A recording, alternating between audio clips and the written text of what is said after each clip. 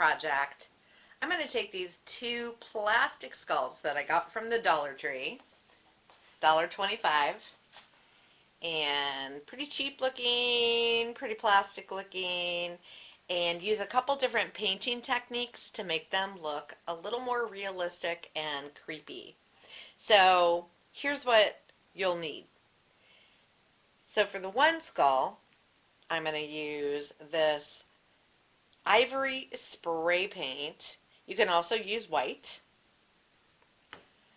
To antique it, I have this gel antique stain, and this is in a medium brown. For the dry brush skull, which will be this one right here, I'm going to use some black spray paint,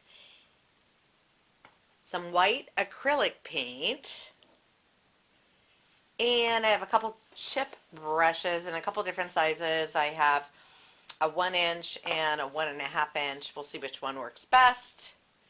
And oh, of course you're going to need some gloves because this is going to get messy, and some paper towels. All right, let's get started. All right, for this first skull, we'll start by spray painting it all over in ivory. Get really good coverage. I am using a paint and primer, so hopefully it'll do a better job of sticking on the plastic.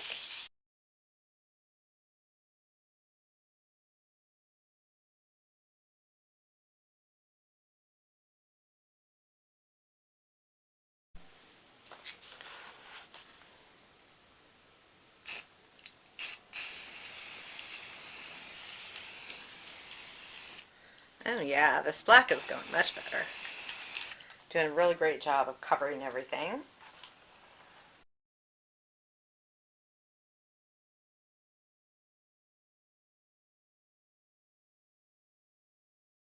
All right, let's let those guys dry. Okay, so while we are waiting for our skulls to dry, we're going to try one more technique. I found this, I guess it's a cockatiel statue, some kind of bird statue at Salvation Army.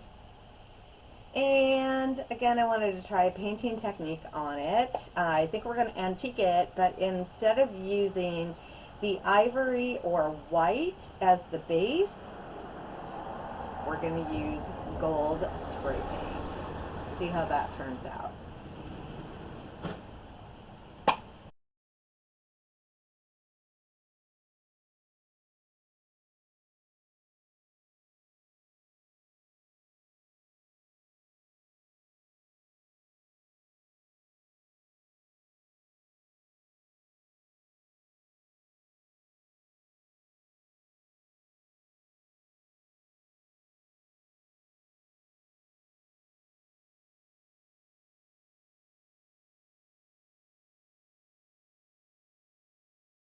All right, it looks like the paint is dry on our ivory skull and our gold bird.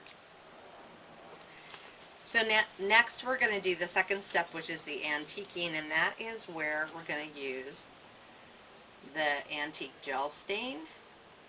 Like I said, it's in medium brown. And you want to make sure you've got your paper towels ready because it's messy and you're going to need them. So squirt a healthy amount, and we're going to cover this skull. I just have a foam brush, and we're going to cover everything. Getting deep down in the crevices, the nose. Don't be stingy.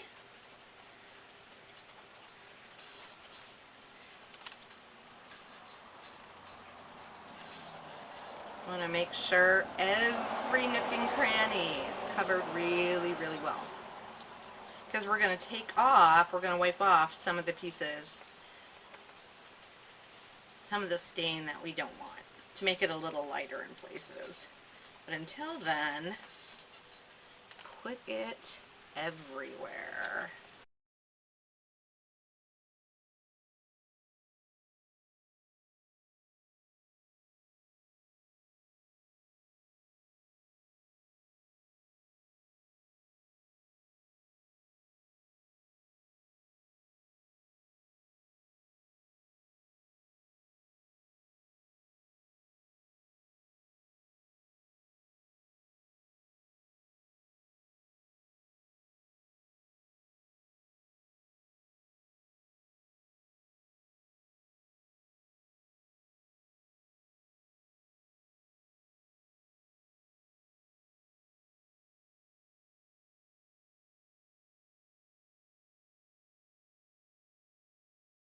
Let them both dry,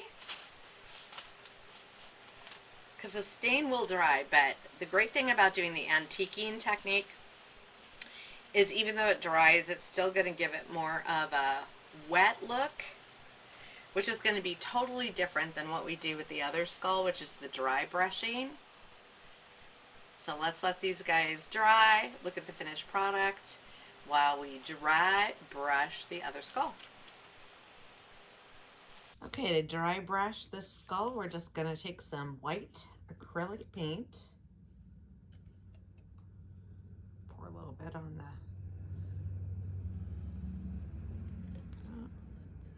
on the cardboard. I'm going to take my chip brush. I'm going to try to start with the 1-inch chip brush. And it's called dry brushing for a reason. You want to try to get as much paint off of it as possible, so that when you go to brush it, you're just really hitting the high marks.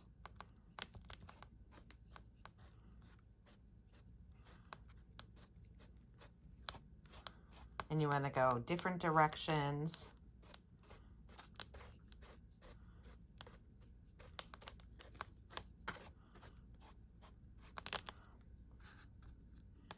I'm going to leave the eye sockets black, but I'm going to go over the brows, bridge of the nose. See what I'm doing there.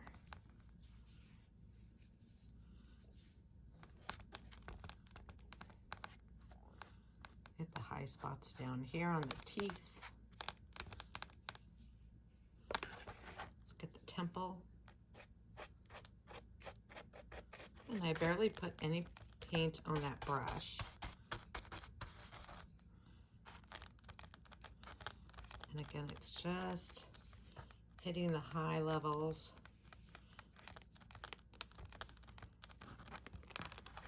Oops.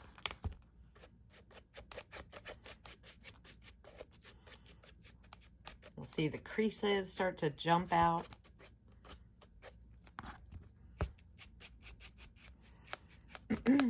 And to avoid brush strokes, try to go back and forth in varying directions.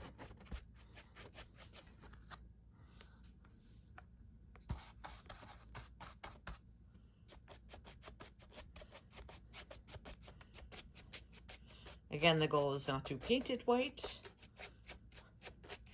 but just to make the details jump, give it a little more dimension.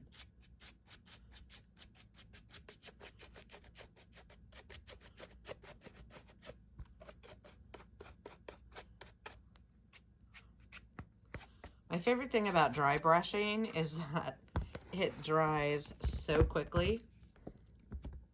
You really need your gloves for this. Let's just come down here a little bit more.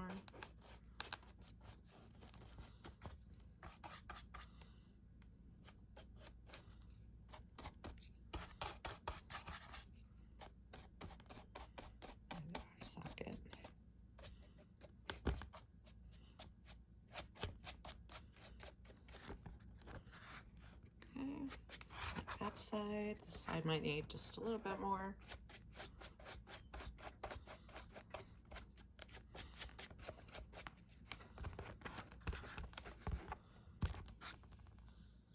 And really, that's about it for the dry brushing. You can see it highlighted a lot of the lines, made it more interesting. Let's turn them around. You can see how those ridges kind of bounce out. Definitely more visible now. It's a little more interest and texture.